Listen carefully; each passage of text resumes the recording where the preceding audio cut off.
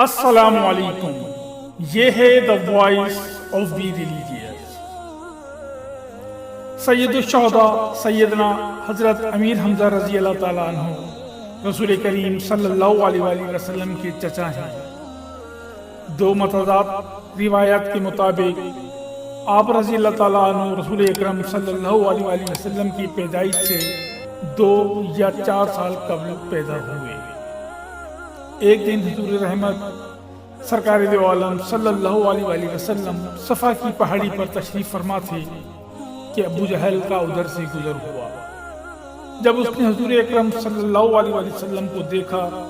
تو اس کے سینے میں بغض و عناد کا جو لاوا سلگتا رہتا تھا وہ پھٹ پڑا اور آپ صلی اللہ علیہ وآلہ وسلم کو گالیاں دینا شروع کر دی، مگر آپ صلی اللہ علیہ وآلہ وسلم نے اس کی بےہودہ گوئی کا کوئی جواب نہ دیا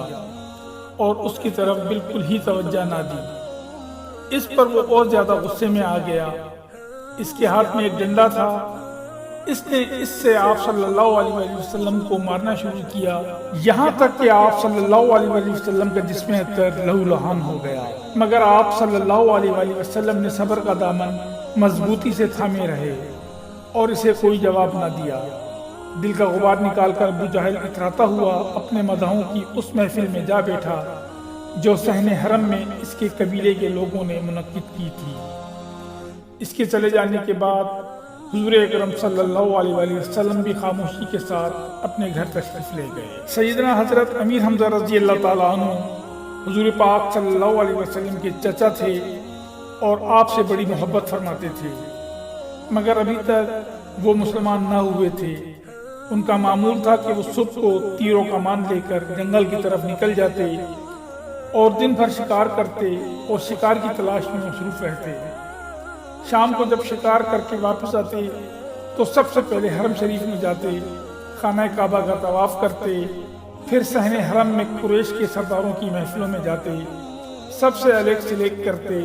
مزاج پرسی کرتے، پھر اپنے گھر جاتے۔ اس دن بھی آپ اپنے معمول کے مطابق شام کو شکار کر کے واپس لوٹ رہے تھے کہ عبداللہ بن جدعان کی ایک کنیز نے،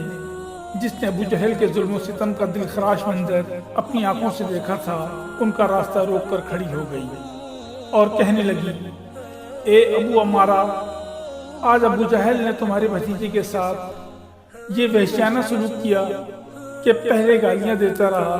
جب حضور پرنور سرکار دو عالم صلی اللہ علیہ وآلہ وسلم نے خاموشی اختیار کیے رکھی تو ان کو مارنا شروع کیا، یہاں تک کہ ان کو خون سے لہولہان کر دیا۔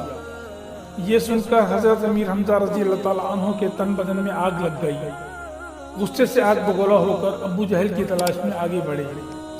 آج ان کی کیفیت ہی نرالی تھی، نہ کسی سے خیر خبر، نہ کسی محفل میں کھڑے ہو کر کسی کو سلام کر رہے ہیں، بس ابو جہل کی تلاش میں آگے ہی بڑھتے چلے جا رہے ہیں۔ آخرکار آپ کی نظر ابو جہل پہ پڑی جو اپنے قبیلے کی محفل میں بڑی شان و شوکت کے ساتھ بیٹھا ہوا تھا اور اس کے چاروں طرف لوگ سراپا ادب بن کر بیٹھے ہوئے تھے۔ حضرت امیر حمزہ رضی اللہ تعالیٰ عنہ بڑے پہلوان، جنگجو اور عرب کے مشہور بہادروں میں شمار کیے جاتے تھے۔ آپ اس کے مجمع میں گھس گئے اور جاتے ہی ابو جہل کے سر پر اس زور سے کمان ماری کہ اس کا سر پھٹ گیا اور خون بہنے لگا۔ پھر آپ نے گرجتے ہوئے کہا، اے ابو جہل، تیری یہ مجال کہ تو میرے بھتیجے کو گالیاں دے، سن میں ان کا دین قبول کر لیا ہے، اگر تجھ میں ہمت ہے تو آ اور مجھے روک کر دیکھ۔ ابو جہل کے قبیلے کے لوگ اپنے سرکار کی یہ رسوائی دیکھ کر جذبات میں آ گئے اور اٹھے کہ حضرت امیر حمزہ رضی اللہ تعالیٰ عنہ سے اس کا بدلہ لیں، مگر ابو جہل بڑا مکار تھا۔ وہ جانتا تھا حمزہ جیسے شیر دل انسان کا مقابلہ ان لومڑیوں کے بس کی بات نہیں، خواہ کئی لوگوں کی جانیں ضائع ہوں گی۔ چنانچہ اس نے اپنے قبیلے والوں سے کہا کہ ابو عمارہ کو کچھ نہ کہو، باخدا میری ہی غلطی ہے کہ میں نے اس کے بھتیجے کے ساتھ بد کلامی کی ہے۔ رشتہ داری کے جوش میں حضرت امیر حمزہ نے ابو جہل سے بدلہ بھی لے لیا اور اپنے ایمان لانے کا اعلان بھی کر دیا، مگر جب وہ واپس گھر کو گئے تو کشمکش میں پڑ گئے۔ انہیں یہ بات اپنی شان کے خلاف معلوم ہوئی کہ انہوں نے ایک ایسے دین کو قبول کر لیا ہے جس کے بارے میں انہوں نے پوری طرح سے غور و فکر ہی نہیں کیا۔ ساری رات بڑے کلق و اضطراب میں گزاری۔ جب صبح ہوئی تو بارگاہ رسالت صلی اللہ علیہ وآلہ وسلم میں حاضر ہوئے۔ عرض کی، اے میرے بھتیجے،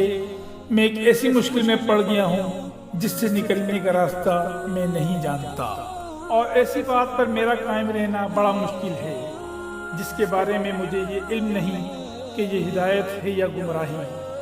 اس لیے مجھے اس کے بارے میں کچھ ارشاد فرمائیے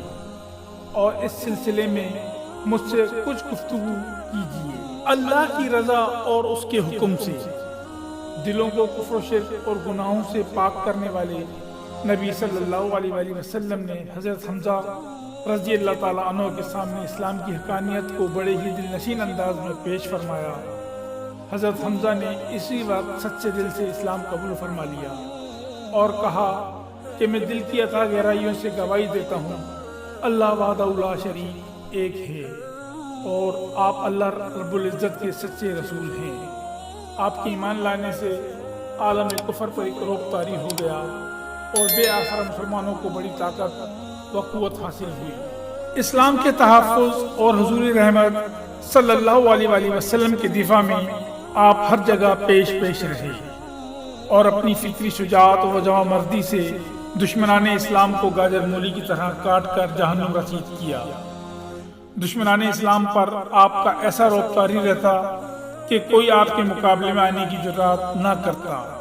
اور جو بھی آتا اس کو اپنی جان سے ہاتھ دھونا پڑتا۔ چنانچہ آپ کی تلوار کی تیزی کے سامنے